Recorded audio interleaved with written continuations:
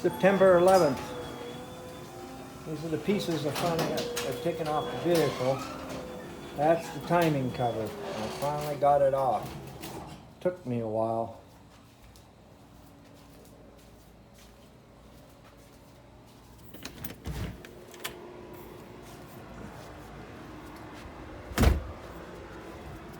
Everything up underneath here.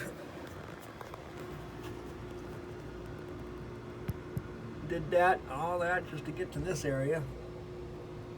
That timing chain's got to come off. I got new guides. And the rest of what's supposed to be in there.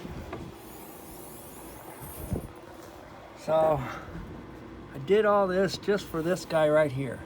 That's the water pump, which is leaking. And if you look over on the edge of the down below that alternator there on the right, it looks kind of crummy. That's where it's been leaking on. So you had to tear it this far apart. I'll have to go a little further, which I'm really kind of worried about. Timing chain's in good shape and all that, and I do have it to replace. But I'm not sure I want to do it. You know, all I got to do is pull the water pump and replace that, but that's the next step. And that'll be later on this week. All right, that's all I got to say. Bye.